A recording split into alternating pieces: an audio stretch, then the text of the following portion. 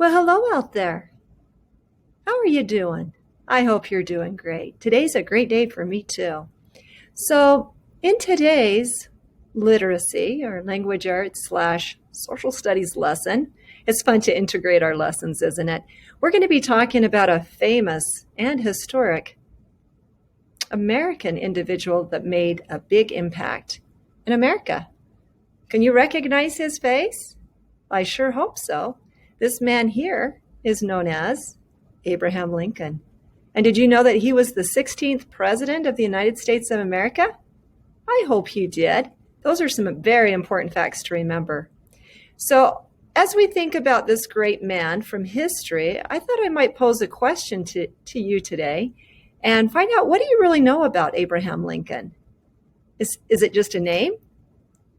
Or do you know some facts? Hopefully, you've had a chance to do some research about Abraham Lincoln sometime, hopefully in February, as we have President's Day. It's a great day to stop, especially on the actual national holiday of President's Day, and really honor not only Abraham Lincoln, but also George Washington as two very significant people in the lives of each one of us today because of their big dream goals from the future, from the past, that helps our future. So anyways, let's take a minute, stop the video, and if you can share with a friend, a family member, just out loud, and I'll pretend I'm listening, whatever you've learned from the past about this great man by the name of Abraham Lincoln or Honest Abe, please do so right now. See you in a minute. Well, welcome back. This is a list of important facts that I have collected through my years of study about him. Let's see if you were able to come up with some of the same facts as me. Just really briefly, he was born on February the 12th, 1809. He was born in Kentucky. How about he lived on the frontier in both Indiana and Illinois? Lincoln did read a lot of books and was a good storyteller. Lincoln was smart, and he learned how to fix machines and invent new things. How about this one? Lincoln was a lawyer and a politician. He wrote all of his own speeches. One of his most famous speeches, as you're aware, were both the Emancipation Proclamation and the Gettysburg Address. The Gettysburg Address being the most famous, however, in our nation. He wrote the Emancipation Proclamation on January the 1st, 1863, and it freed many slaves. If I'm not mistaken, I believe it freed 3 million slaves, men, women, and children. He also wrote the Gettysburg Address and shared the address on November the 19th, 1863, in a place called Gettysburg, Pennsylvania, where the Battle of Gettysburg was actually held. That's where he shared his Gettysburg Address for the first time, and it has now become one of our nation's most famous speeches.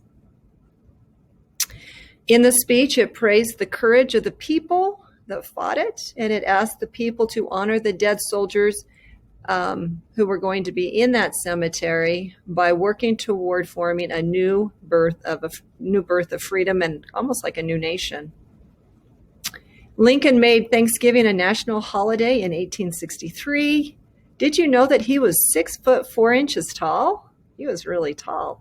And that he had a size 14 shoe? Wow. We all know probably that his nickname was Honest Abe. And he had great integrity, and he wanted others to know that he truly could be trusted, and that as a lawyer in particular, he wanted to help that profession probably have a little bit better name for itself as far as being honest. On April the 15th, 1865, he died from a gunshot wound in the head by a notorious person by the name of John Wilkes Booth. And last but definitely not least, something I hope you know is that in Washington, D.C., you can go visit the Lincoln Memorial, which has a huge statue honoring him and his powerful words. How'd you do? Did you get 5 out of mine, or did you get more than me? Maybe you know more than I do, which is definitely a very good possibility. But I do like Honest Abe. For me, he's one of my exemplars. I look up to him, and I hope during my lifetime that I can do something similar to what he did and just making a difference. Even if it's small, it's still great. around the people around me or my community. And hopefully you will too. Okay, well, let's now talk about a little bit more about Abraham Lincoln using some pictures.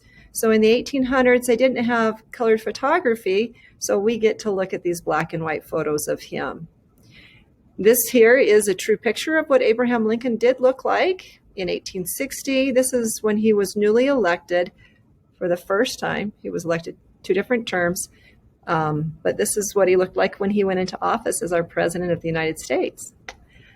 This is a sad picture here. It's depicting John Wilkes Booth at the play that Lincoln attended getting shot, and it was in his head. And then we did lose this great 16th president. However, the memory of Abraham Lincoln does live on. You're welcome to go to Washington, D.C. and see this statue of him with his famous words in the background. So anyways, he is dead, but definitely by no means forgotten, and he does have powerful words. And that's what our goal is today, is to not only understand his powerful words from his day, but they do live on in our day, but to also understand the author's point of view of a very significant text that I read, and I wanted to share it with you. But before we do that, I just wanted to let you know, here is actually a copy. This is the actual original, but it's a print version of it, very small, of what the Gettysburg Address looked like, that he shared with the people in Gettysburg, Pennsylvania. And you're welcome to read through this. But this book that I'm reading is a biography of Abraham Lincoln. And it also is interesting because it's almost a little bit of an autobiography.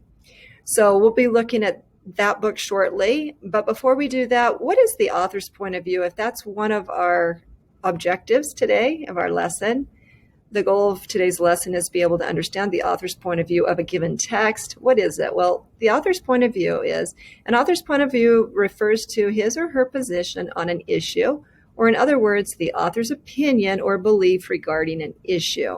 And so what we're going to be doing to autobiography versus biography. So the author here is Doreen Rappaport. So she's the one that wrote this text. So you'll see her narrating a little bit of the story, but then you're also going to see the autobiography part. I'll show you just really quickly. We'll come back to the author's point of view. Anytime you see the text in kind of like italics or a different font, a little larger font, and it's blue, these are actual quotes from Abraham Lincoln's autobiography. So that's why I really like this story. Okay, so what are we going to do with the author's point of view? Well, I'm pulling my text. Again, this is a biography. The genre is biography, but I'm saying / autobiography, but it would fall into the category of biography, wouldn't it? And this book is found in the Wonders McGraw-Hill reading program. It's from Unit 3, Week 4. And the question that we're going to gather from our author's point of view is going to be, how does Abraham Lincoln feel about slavery? So in order to find out this author's point of view from reading this text written by this author, the best thing to do is use a graphic organizer, and you would collect 3 different details from the text to help you figure out what you think the author's point of view. In this case, I've selected the question, how does Abraham Lincoln feel about slavery? Okay, and again, the title of our book, I'm going back, hopefully I'm not making you dizzy, is Abe's Honest Words. And it says the life of Abraham Lincoln. And again, this genre is called, or its category is called, a biography. And this is Greek for life, record of, story of, if you were to break that into our Greek suffixes. Okay, well, let's begin. So I've asked many of you to already go ahead and read this story silently. We've actually read it together as a class, quarterly. And so now I'd like you to use your comprehension skills and retell the story. You can stop this recording, this video if you'd like, and retell it. If you're familiar with the story, if you're not, then I will do a quick retell. And I like this story so much, I actually took clips, or not really a clip, but parts of the story, pages from the story, so that you would be able to see this incredible person by the name of Abraham Lincoln in a different light. So it begins with Abraham Lincoln is my name, and with my pen I wrote the same. I wrote in both haste and speed and left it here for fools to read. So already we kind of get an idea of Abraham Lincoln's writing style. He was such an educated man, and so this is how he writes. This is him. This is his tone of voice, his voice as a writer. And he's very educated. In this paragraph here, you can see he likes to rhyme. So we go on to learn basically some of the facts that I already shared. It tells you that he moved into the state of Indiana. It talks about how he was living on the frontier. We get to know that what he loved were books, loved books, lots of books. And so we can see him reading. Let's go ahead and stop this video and you can retell the story and let's find out what you know more about him. Thank you.